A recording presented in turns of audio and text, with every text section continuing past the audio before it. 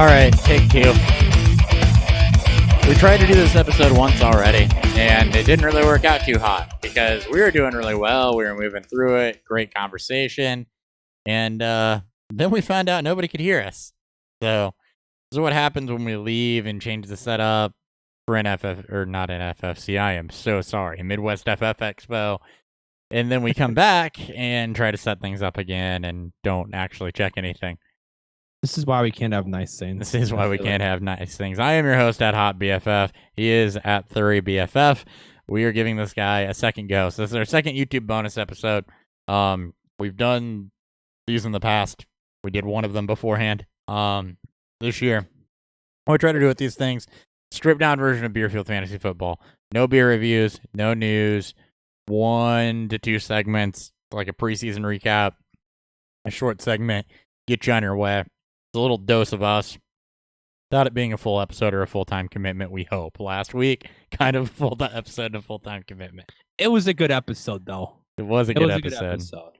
All right, without further ado, you can follow the show at Beerfield FF. Hey, I forgot that in the first episode, so good thing we had to redo it. Beerfield Fantasy Football YouTube, which you're already here if you're seeing this. Facebook, and something else. Maybe Twitter. Not. Beerfield Instagram. FF. Instagram, Beerfield FF. Yep. Okay. On to the games. Starting it off with the Eagles and Jaguars. What we're going to do here is we're just going to point out maybe something to take away here. So what did you see in Eagles Jags? Miles Sanders got to start over Jordan Howard. They both played about 11 snaps apiece. They both alternated series and played into the second quarter. Miles Sanders' ADP has risen while Jordan Howard is essentially, I guess, He's close. I'm gonna say the same. He's not free. Now landed. Yeah, he absolutely is. Moving along, the only other thing to take away here, D.D. Westbrook out with a groin injury. Chris Conley did not play. Looks like DJ Chark and Keelan Cole for the Jags fighting for that third spot. Yep. And then something named CJ Board led the team with 6 targets. Watched film on him. He was a little stiff. Oh. You got it that time. That's only because I made. Get it. It's only because I made that same joke. Listeners don't know that I didn't get it the first And time. They couldn't hear me. The listeners do not know you did not get that the first time. Until I just told them. And the reaction is not as good the second time. So No, it's not. I should have tried to replicate that. Anyway, Jets Falcons. Ty Montgomery overtaken by Elijah McGuire. Okay. Otherwise, Ito Smith got the first crack at the number 2 spot. Brian Hill got almost an equal look, but was in second. and then Quandre Ellison has kind of fallen off that map. It should be just between Smith and Hill moving forward. Bengals Redskins. John Ross is out. AJ Green is out. So with Tyler Boyd, you had Cody Core and Josh Malone. I would expect Josh Malone to be the one of those two that actually has regular season starts. I wouldn't be surprised if Core and Malone kind of mixed in with what they're trying to do out there, but I don't think it matters. His offense can barely support one wide receiver. Yep. Case Keenum started, played 3 series. He looks like he's going to be the Redskins starter going into the season. Haskins looked better, but not quite there. No, he's not ready. All right, Packers, Ravens. Really biggest takeaway here, Jake Kumerow, your 4 for Green Bay behind Adams, Allison, Valdez, Scantling. ESB's buried, and Justice Hill looked somewhat impressive. He's still buried, but I expect him, as soon as Dixon gets hurt, waking up in the morning, he should get the third down job. Yep, I agree with that. All right, Raiders, Cardinals. Josh Jacobs got the start. Looked good. Yeah, looked great. Dwayne Washington came in, got all of the work on the second drive. It wasn't until Martin came in as the third guy and Rashard, they both kind of battling for that 3 spot. So it's something to watch for because we have yet to see Josh Jacobs actually handle a full workload throughout an entire season. So somebody here could also have value. Yeah, Cardinal starters, they looked bad again. So it was bad. The Bills played the Panthers. McCoy got the start. Singletary came in afterwards. Frank Gore hasn't played all preseason, so we don't know where he lands in this role. Rumor has it Yeldon is still likely the cut candidate. Yep.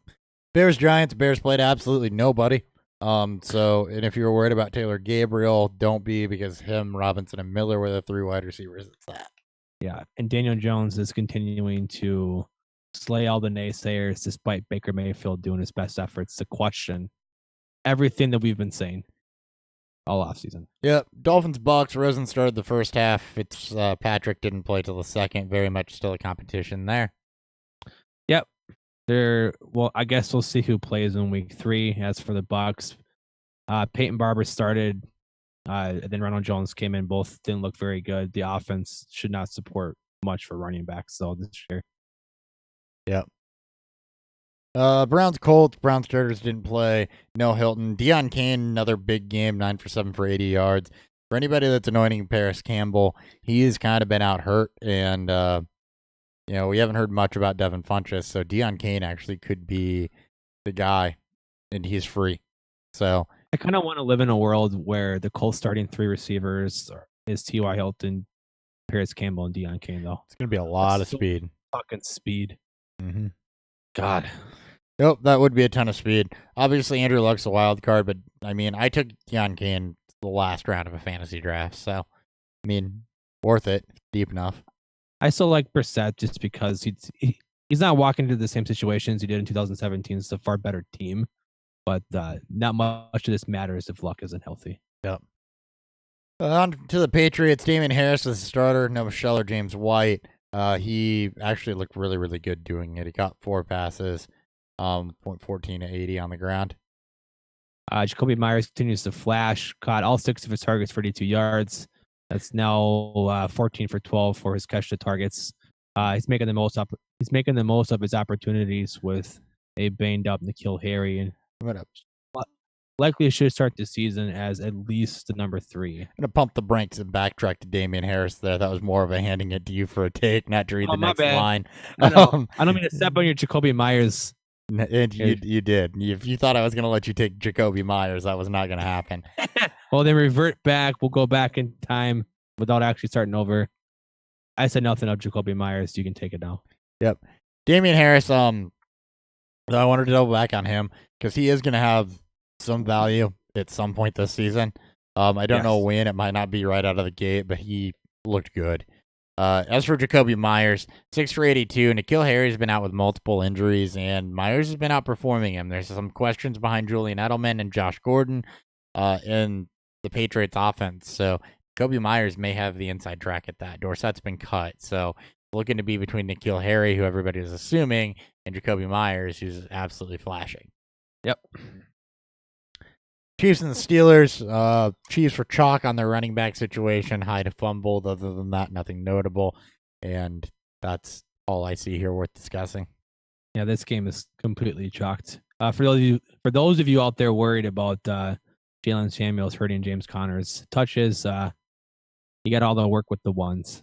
Samuels didn't do much until he came in with the 2s. So, Lions Texans, no Matt Stafford. Kerryon Johnson in on first and second.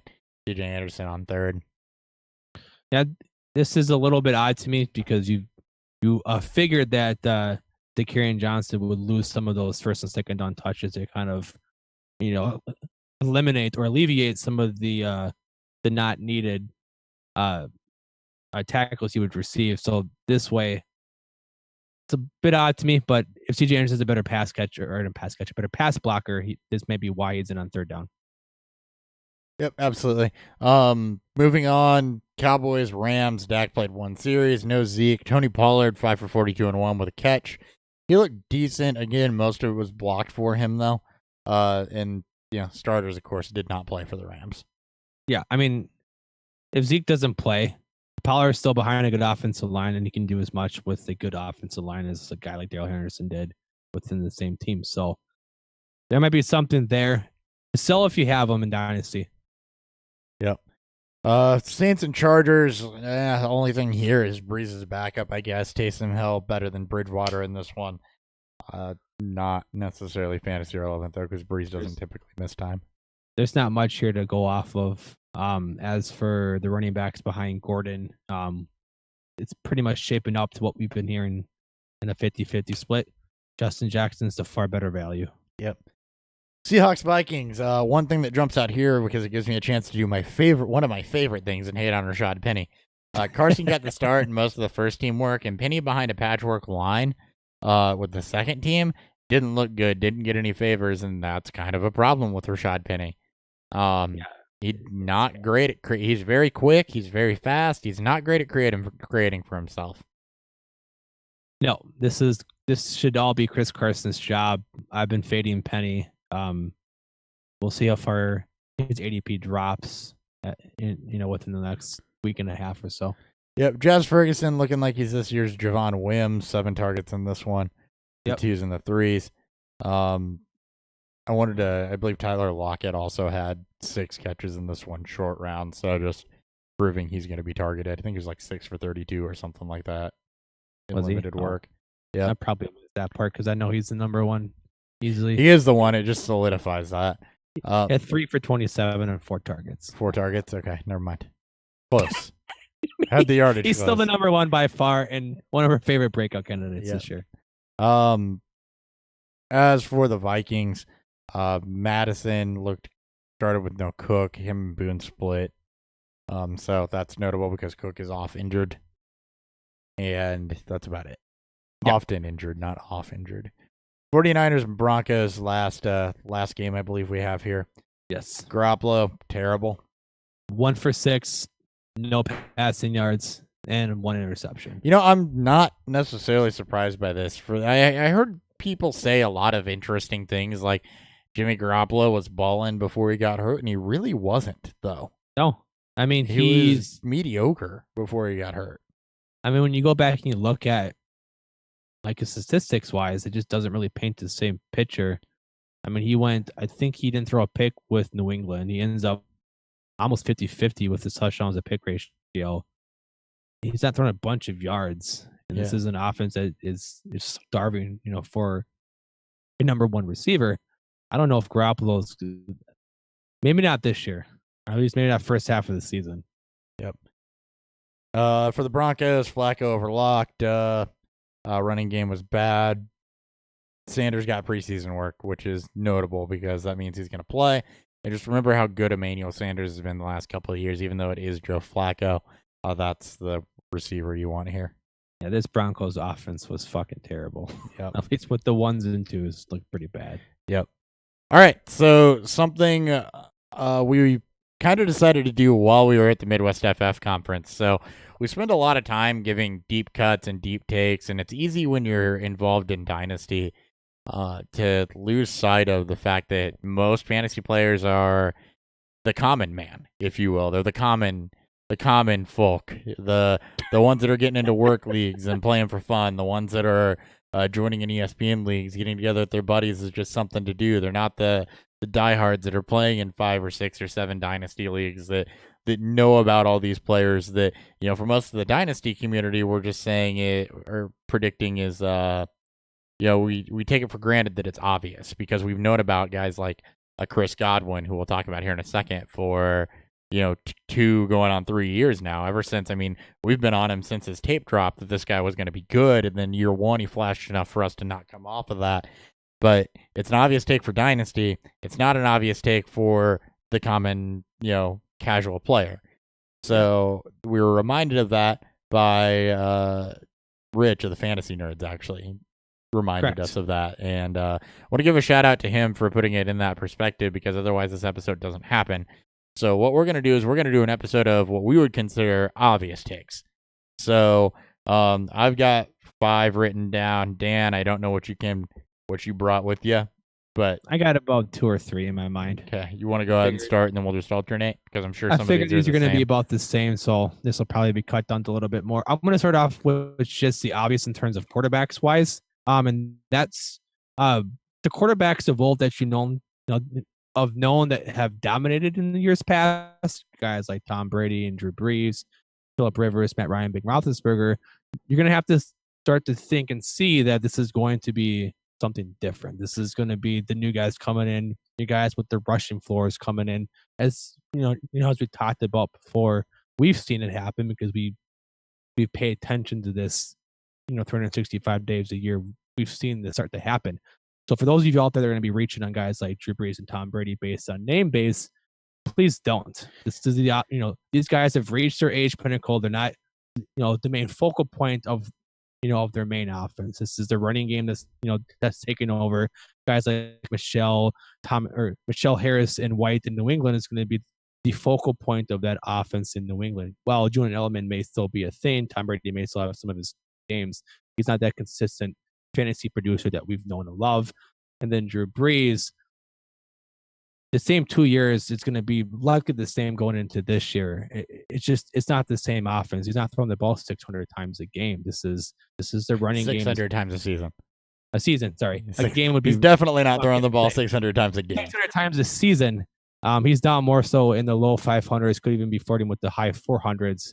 While he'll be productive in some weeks, those high floor or those high ceiling games could be out the window if the defense doesn't struggle early on.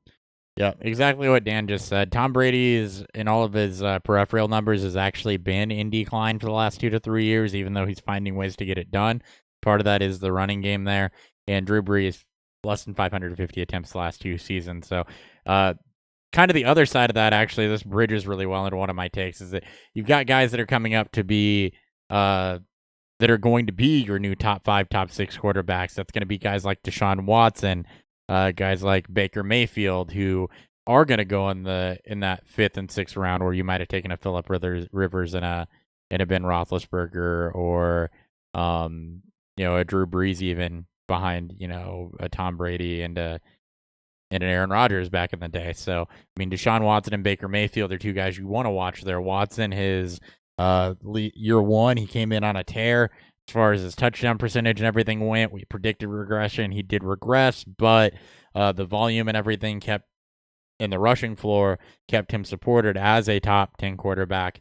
And you bring in a guy like Baker Mayfield, who is going to have weapons like Odell Beckham, Jarvis Landry. We've talked down Baker a bit because we think the ADP on him amongst the dynasty community is a little high, but he's going to be a top 7 quarterback this year as well. Those are 2 guys that you want to target as kind of your Brady and Brees replacements that are going to have probably similar ADPs as far as where they're going to be drafted. So that was one take I wanted to put out there, is that Baker's a top 6 quarterback, which fits perfectly in with Brees and Brady are no longer that.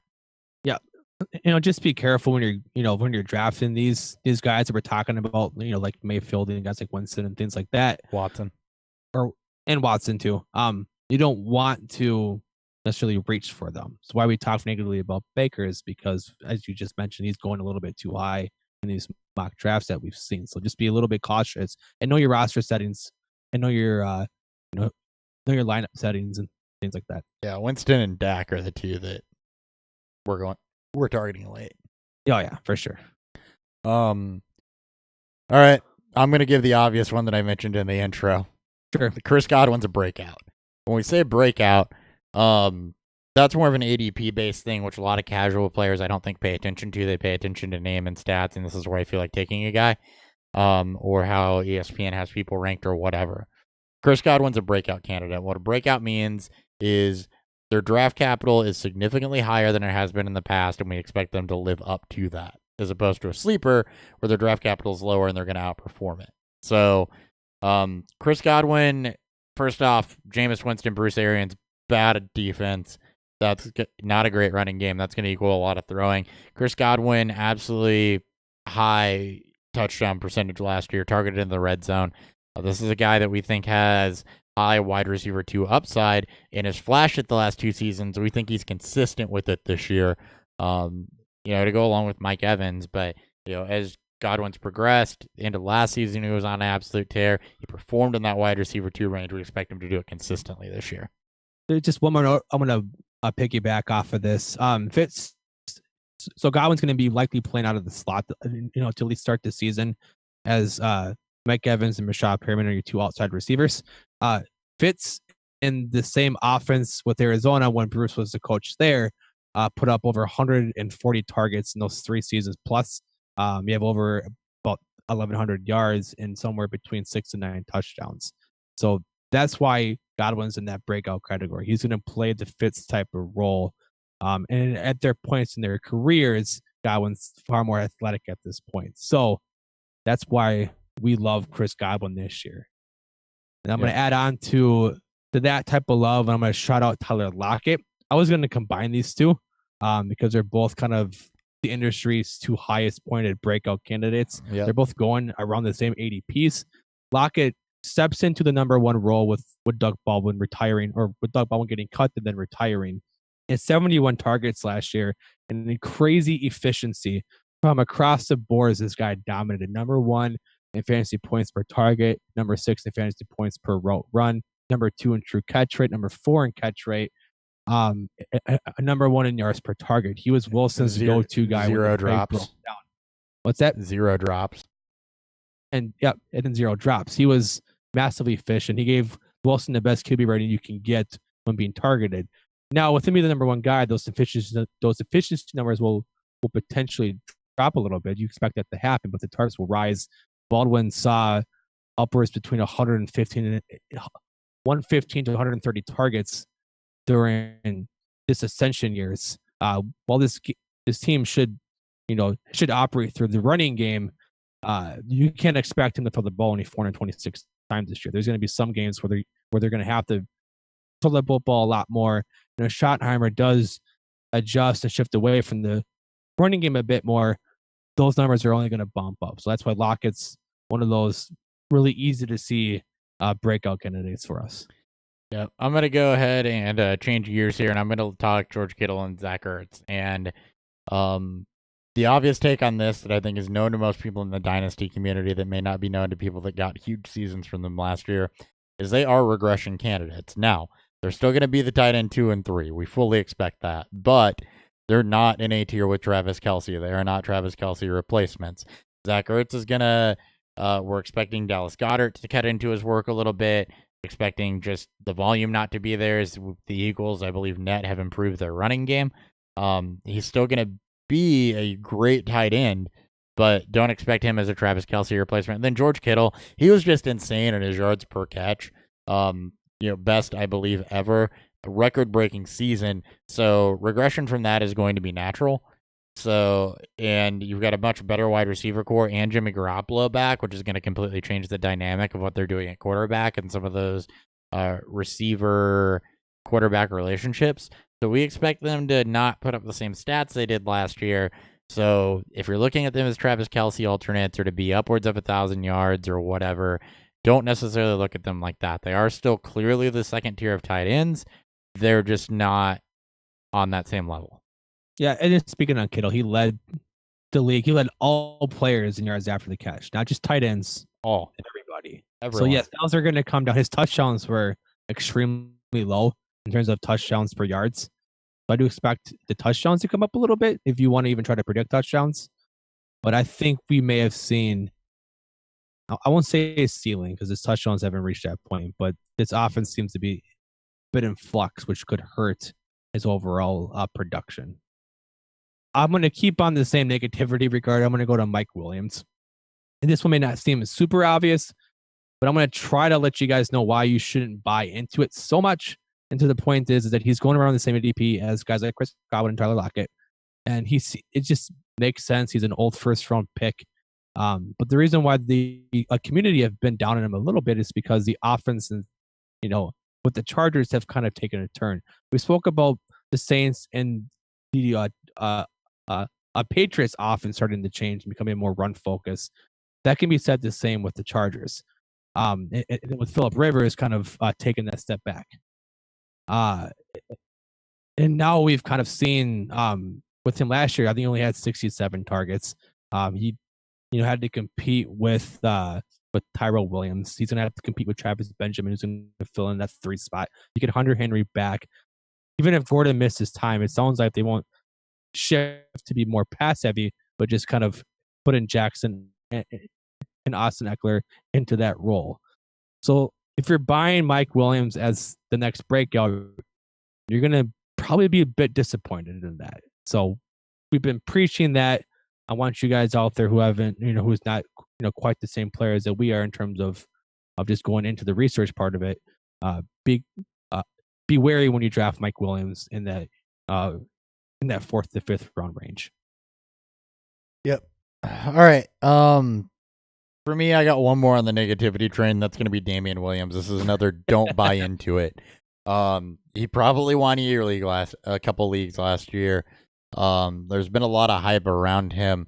Damian Williams, the fact is, well, one, other than the hamstring issues throughout camp, which are probably going to cost him at some point during the season as well, he's just never done it. I mean, he never carried the ball. What's the stat you like to throw out, Dan? Was it more than 50 times? I think that's what I've read on Twitter, about 50 times a day. Yeah. He's never carried the ball more than 50 times at any level. And to think that he's going to come out and just be a productive bell cow back, even behind a good Chiefs offensive line, is not going to be the case as far as taking him as your RB1 or your RB2. He should be more in that realm of like a Tevin Coleman or a Miles Sanders, a David Montgomery. Well, not David Montgomery because he's insanely high, but kind of that 5th, 6th round where you're drafting guys with question marks that could have upside. That's where I like Damian Williams. I do not like Damian Williams as a 2nd or a 3rd round pick just because I don't think it's as much of a lock as everybody thinks. We've seen it with Justin Forsett. We've seen it with Alex Collins. We've seen it with other running backs to where you get Jay Ajayi is a good one. Jordan Howard. You get good stretches. Carlos Hyde, yeah. You get good stretches, but that doesn't mean that it's a sustainable thing. So don't take that flash in the pan at the end of last year to mean that it's a lock that he's going to be that this year. You can play your odds, but play your odds a little bit later because there are guys available that have consistently done it in those 2nd and 3rd rounds that I would rather have than a Damian Williams who's being hyped up. You have to know the risk that you're taking when you take them. I mean, the upside is there. Most of the guys who just mentioned didn't get to play on the offense that the Chiefs have had now. But there's a lot of risk there, and his job is not secure. He's still battling hamstring injuries, which you've seen, these soft tissue injuries can linger throughout the season. And Darwin Thompson has played good enough to maybe give him some fits. So I agree.